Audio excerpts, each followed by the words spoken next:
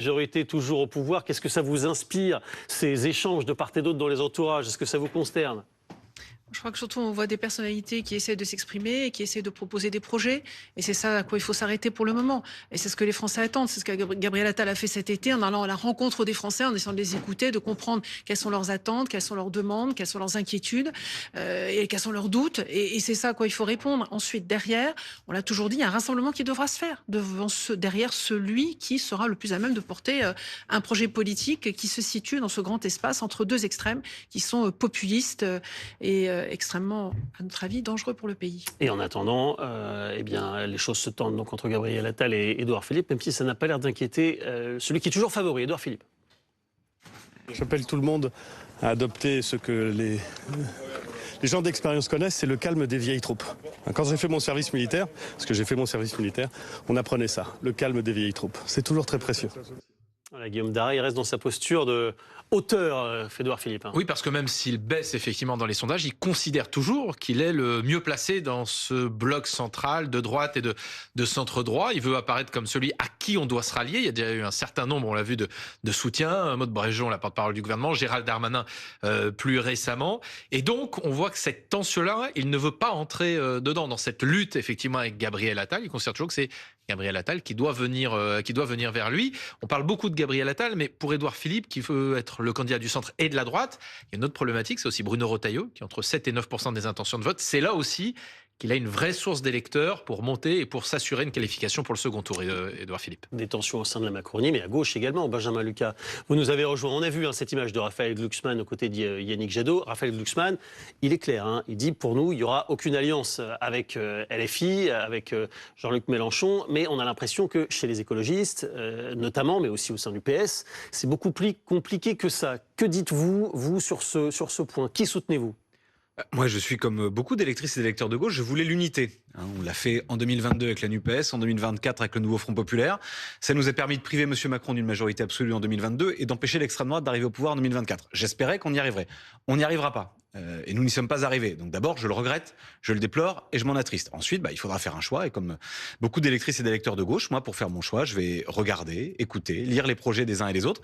J'ai déjà, dans ce que vous dites, une indication qui me met la candidature de Raphaël Glucksmann d'un point de vue défavorable pour moi, parce que dire plus jamais d'alliance à gauche avec ce qui est aujourd'hui, qu'on le veuille ou non, la principale force de gauche qui est la France Insoumise, ça veut dire se tourner vers d'autres pour faire des alliances. Et moi, je n'ai pas envie de m'allier avec ceux qui, pendant 10 ans, ont gouverné, ont conduit la France à s'appauvrir, à se dégrader, à décliner, on conduit de la tension et une société dans laquelle aujourd'hui on ne respire plus convenablement. Donc moi je crois qu'il faut reconstruire aujourd'hui une offre de gauche, populaire, progressiste, qui aille convaincre et qui soit en capacité de barrer la route à l'extrême droite. Donc Quitte je à discute, s'allier j'ai avec rencontré... LFI sur bien sûr, mais on l'a déjà fait 2 fois. J'ai discuté avec Jean-Luc Mélenchon ce week-end à Valence. Les choses, je l'espère, avanceront. En tout cas, il faut qu'il y ait un dialogue. Et je regrette qu'il n'y ait pas une seule candidature, mais bon, puisqu'il y en a plusieurs, il faudra bien choisir. Le débat, vous avez raison, il se poursuit en attendant l'élection sur d'autres sujets, et notamment sur les questions budgétaires. Et ce sont des débats qui intéressent tous les Français parce que ça va concerner directement leur pouvoir d'achat. Gaëtan Mélin, vous nous avez rejoint. Alors, il y a plusieurs points sur lesquels il faut qu'on s'arrête. Commençons par le plafond de la franchise médicale. Va-t-il augmenter ou pas? Oui, tout à fait. Ce plafond va augmenter, mais moins que prévu, puisqu'initialement, le gouvernement, vous le savez, au début de l'été, avait prévu de doubler ce plafond, c'est-à-dire le reste à charge, de passer de 100 à 200 euros par an. Attention, c'est vraiment très important. Eh bien, finalement, ce plafond devrait passer de 100 à 140 euros par an. Ça veut dire 40 euros supplémentaires de reste à charge sur une année.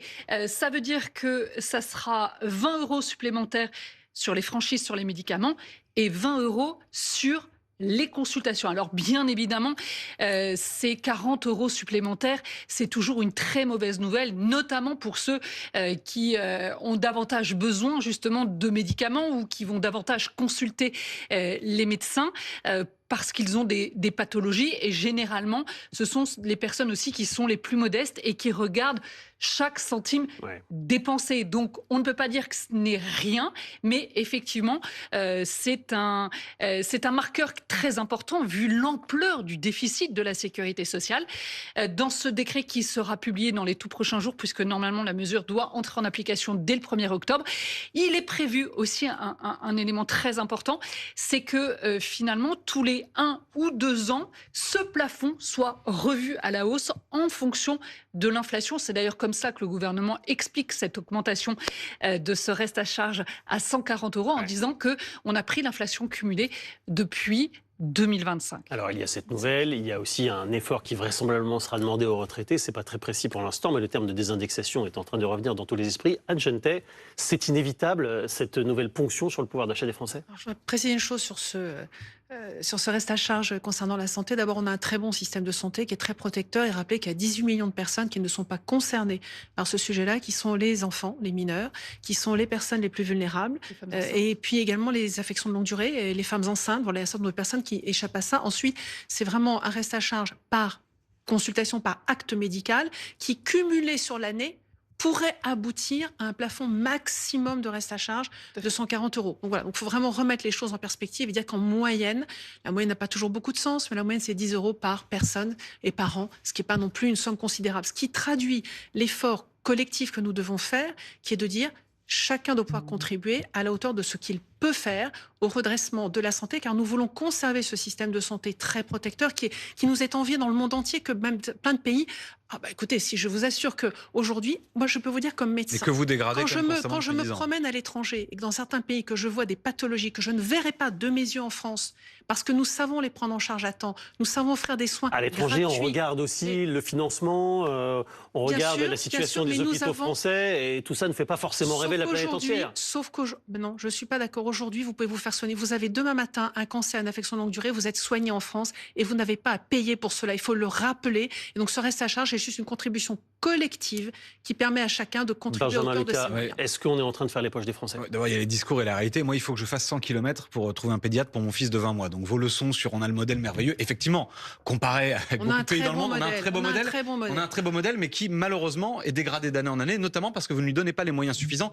Et il n'y a qu'à constater, il n'y a qu'à avoir les témoignages. On les vit tous dans nos entourages. Le nombre d'heures qu'on peut passer dans une salle d'attente des urgences, parfois même sans eau. Mais j'ai des témoignages par dizaines, le manque de médecins est une autour de moi. réalité que nous essayons de Donc, sur la question des franchises médicales, moi, je trouve qu'il y a quand même quelque chose de je sais pas comment le dire autrement que dégueulasse, d'aller toujours taper sur les mêmes, les précaires, les malades, et de leur faire payer à eux des efforts que vous ne voulez pas. Je ne vous ai pas interrompu, de leur faire payer à eux des efforts que vous ne voulez pas faire payer aux plus fortunés dans notre pays, notamment. Et ça traduit bien ce qu'est le bilan et le boulet. On ne peut pas avoir une vitesse, de ce qu'est le bilan de vitesse, et le boulet. On ne peut pas faire payer les plus aisés. Chacun, et puis pas faire mais payer. la règle dans une république sociale, chacun contribue selon ses moyens et on redistribue à chacun selon ses besoins. Je constate en revanche que dans l'effort qui est demandé, parce que moi je partage la nécessité qu'il faut évidemment faire attention à l'argent public, qu'il faut évidemment équilibrer nos comptes publics et notamment nos comptes sociaux, je constate que dans les efforts qui sont demandés, ils sont toujours demandés aux mêmes, aux Français des classes moyennes, aux Français des classes populaires, et que pendant ce temps-là,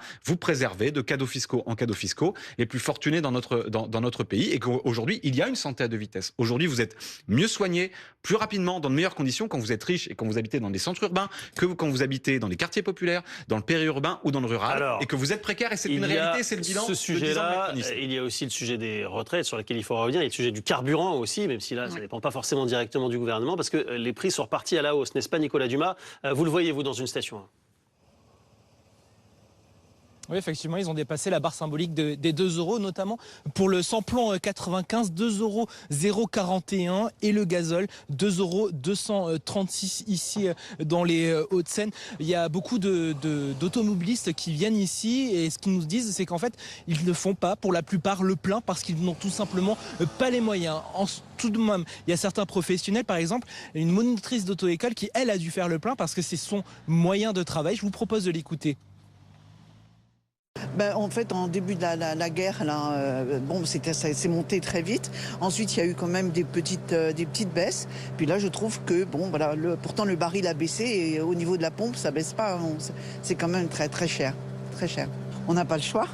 C'est notre outil de travail, hein, sans essence, sans carburant. Il n'y a pas de leçon de conduite.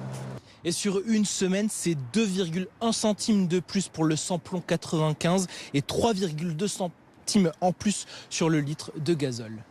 Voilà, Nicolas qui nous donne le détail des prix. Il y a les franchises, il y a le carburant, il y a aussi les retraites sur lesquelles il faut qu'on revienne en quelques instants peut-être, Anne Genetet. Est-ce que les retraités doivent faire un effort? Est-ce qu'il faut désindexer ou pas? Je viens de dire la philosophie générale qui est que chacun puisse contribuer à hauteur de ses moyens. Donc la sous-indexation d'une certaine partie des retraites, il faut savoir où on met le curseur. Sous des indexations modérées doit s'entendre. En effet, je crois qu'il faut aller certainement vers cela. Pas une désindexation, pas une année blanche pensant des prestations ni pour les pensions de retraite. Sinon, pour le coup, certains pensionnés le subiraient très vivement et ça n'est pas le sujet. En revanche, les retraités les plus aisés, la question c'est où on met le curseur. 2 000 €. C'est le chiffre qui est donné en général. Alors, à titre personnel, ça n'engage que moi. Je serais d'ailleurs favorable à ce qu'on prenne les retraites une par une et pas en termes de foyer fiscal. Parce que sinon, on reproduit l'inégalité femmes-hommes qui est considérable s'agissant des retraites. Donc, je préfère aller sur ce sujet-là avec une sous-indexation modérée, encore une fois, des retraites les plus élevées. Ça ne rapportera peut-être pas autant que la sous-indexation totale qui rapporterait 6 milliards d'euros. Mais en tout cas, réfléchissons à une sous-indexation modérée pour que chacun puisse contribuer à hauteur de ses moyens. Moi, j'ai besoin de regarder mes enfants, mes petits-enfants dans les yeux en leur disant « Je suis bientôt retraité, je fais un effort ». Et ce débat, il va monter.